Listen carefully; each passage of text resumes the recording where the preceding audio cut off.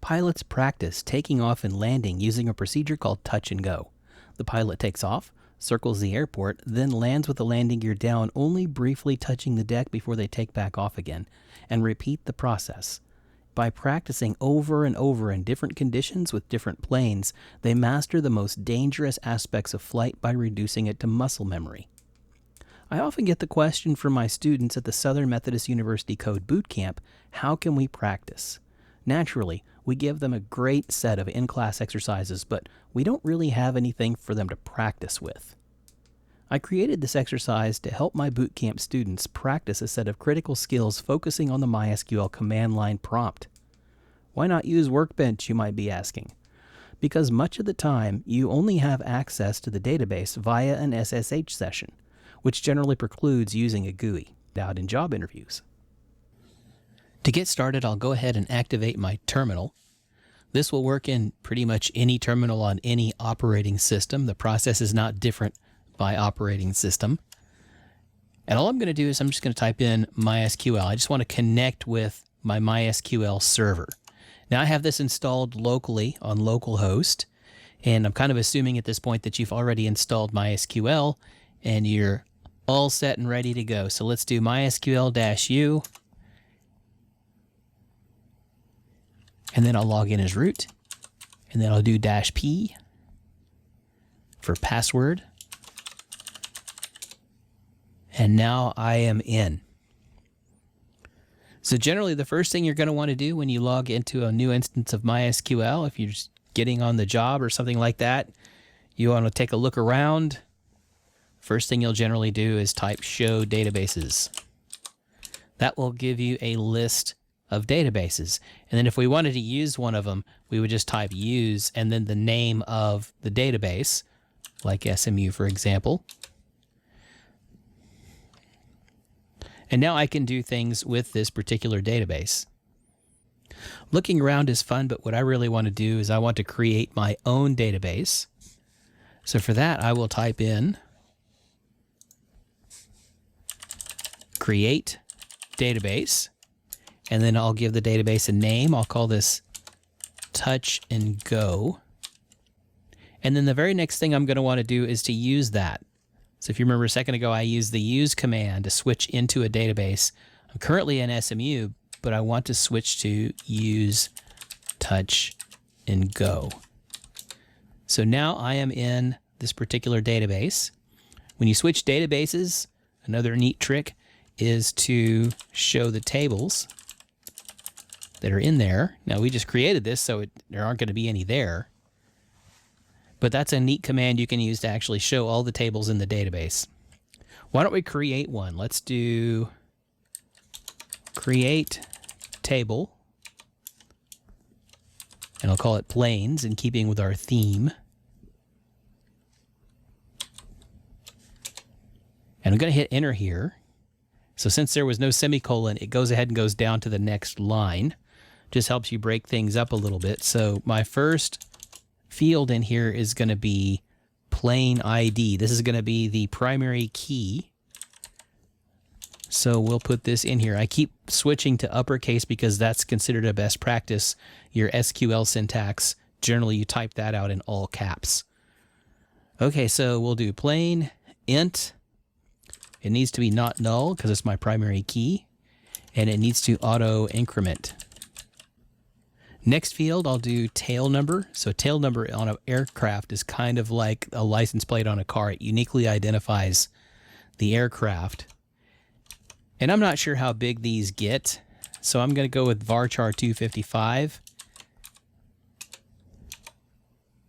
Next, we'll do make. So just like cars, planes have makes. So we'll do varchar 255 again. That's sort of a catch-all. If I don't know how long something's going to be, I make it that. This is a throwback to the good old days, back when we used 16-bit computers and 255 was the biggest number you could put there. So if you're ever wondering why you see 255 so much in SQL varchar lengths, once upon a time that was the biggest number you could put in there. Now it's considerably larger. In addition to make, we also have model.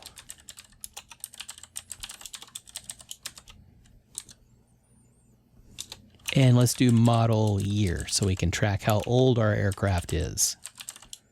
And that's actually going to be an integer, not a varchar. There we go. Next, let's do primary key at the end and pass in plane ID. I got to close my original parenthesis. I'll give it a quick look. It looks all right to me. Okay, it seems to have worked. Let's try that show tables command again. All right, I can see my planes table. If you didn't create it or you didn't have access to the SQL, you might want to find out about it. So you could type in DESC, short for describe. You could type describe out if you want to, or you can just type in DESC, type planes here, and it will tell you all about the table's structure.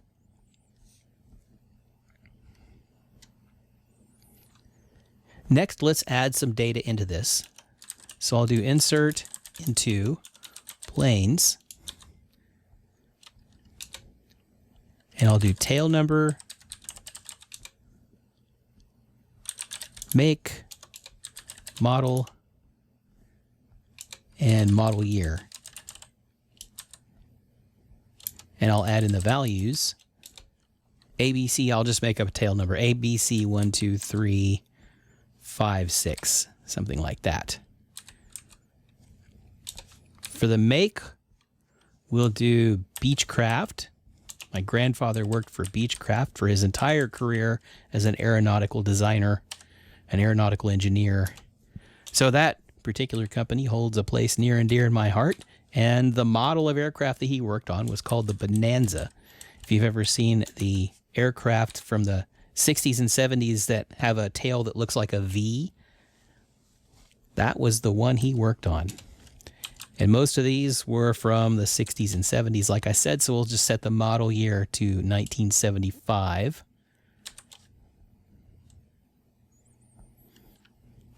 And we'll add our semicolon to the end. We'll hit enter. And now we can see that we have one row in there. I'm going to add a few more. I'll do insert into planes, and I'll do tail number, make, model, and model year, just like I did a minute ago. And then I'll type in values, and let's add another tail number, sort of random characters for this. And now the make. For this one, I'll say Bombardier. You might think it's Bombardier, but it's not. It's pronounced Bombardier. And the Bombardier makes this neat little plane that you've probably heard of called the Learjet. And we'll make this one a Learjet 60 XR. You guys probably have one of these in your hangar because you're making all that Rockstar cash. All right, so there's that one. Let's do a few more.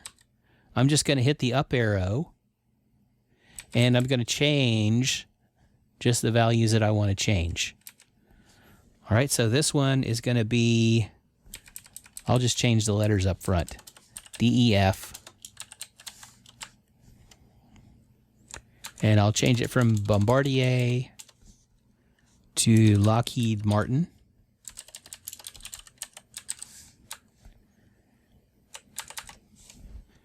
And then the model number, I'll change this, or the model name. I'll change this to, what's a good Lockheed Martin plane? Oh, I know.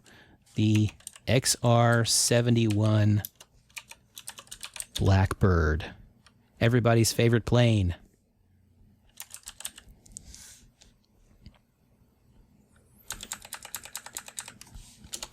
An old one, but a good one. 1969. You know, it's a cool plane when they still use it in movies today. All right, let's do one more.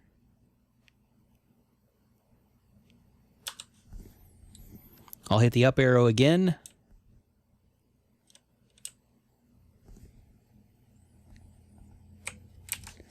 And I'll add GHI An astute viewer will probably scream at the screen right now, "You already used that one."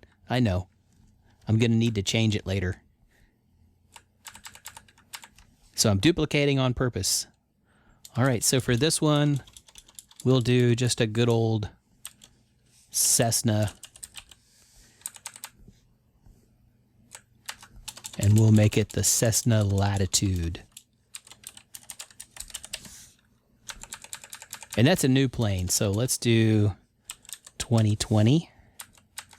And now we've got a few planes. So we've got our DDL out of the way, the data definition language, which created the database, used the database, and then created the table. And we've done a little bit of creating the C and CRUD to create, read, update, and delete. And those are parts of the SQL language, which we call DML, data manipulation language. So we've got some basic data in here that we can now play with. So the first thing you generally want to do is see what's going on in your table. So let's do select star. Star means everything. So give me all the fields from planes. And now I can see all those values. All right, so I can see that the tail number is there, the make, the model, all the information that I typed in is there. The plane ID is auto-incrementing just like it should. So each time an insert happens, it's going to automatically generate that for us. From here, we could potentially practice a lot more SQL. So instead of select star, we could do something like select just the tail number, the model, and the make from planes. And now we can see that we don't have all of the fields, we just have the ones that we wanted for this particular query. There's also a whole set of queries called scalar queries, and you can do things like count the number of records in your table. Let's take a look at that one. Let's do select count star from planes.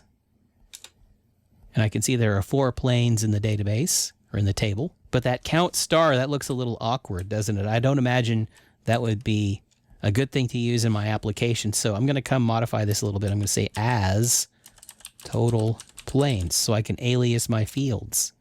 And now I can see total planes is 4. Okay, so there's a lot we could do. We could keep going on select statements, but let's continue with our touch and go exercise. And as I mentioned, we have a duplicate in here. So we have the GHI tail number in here twice. That should not be possible. Clearly a data entry error.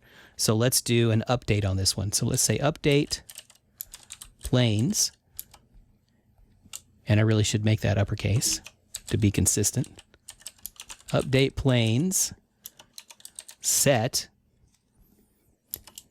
Now we need the field name that we want to change, which is tail number, equals, and I'll change it to something totally different. I'll do XYZ2345. Sounds good. I don't actually need that parenthesis over there. Let's get rid of that. Now, very important, we've got an update. You would not want to hit enter right now because we don't have a where clause on here. So if I were to hit a semicolon and then hit enter here, it would change all the tail numbers to XYZ2345. So watch out for that little gotcha. We need a where clause in here that limits what actually gets updated.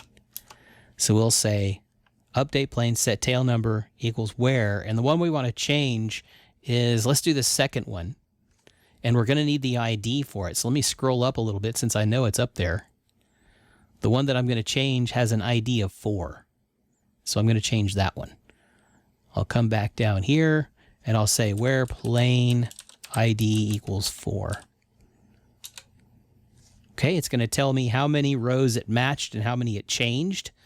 So when you're working with MySQL, you can kind of look at that and tell whether or not the query that you just executed did what you expected it to do. Let's check our results. I'll do another select star from planes. And I can see that my Cessna has been renamed on the tail number to XYZ2345. Much better. So now we've covered create, read, and update. The only thing left is delete. So let's do delete from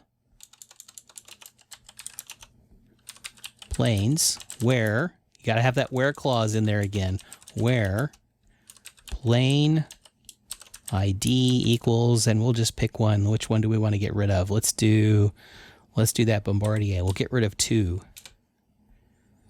Okay, so now if we were to do the select count star from planes, we would see that we have 3.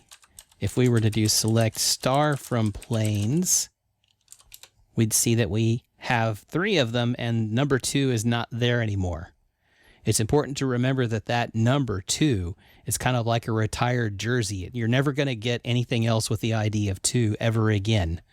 And that's one of the features of the database.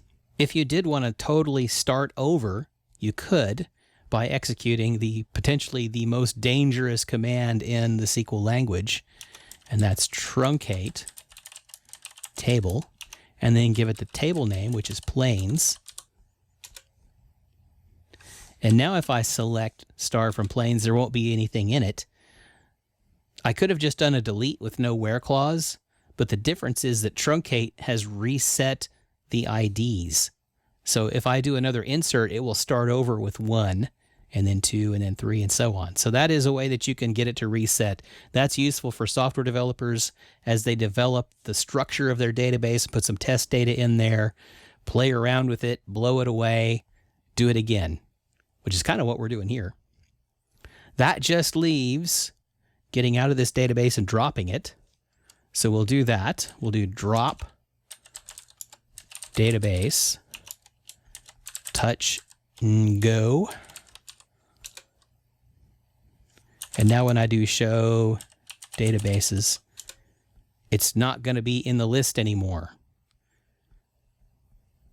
All right, so effectively so in keeping with our metaphor of touch and go, we pretty much landed, took off, and we're ready now to circle and do it again. So repeat this exercise over and over until you can do it without watching the video, and you should be able to make it through pretty much anything dealing with basic SQL.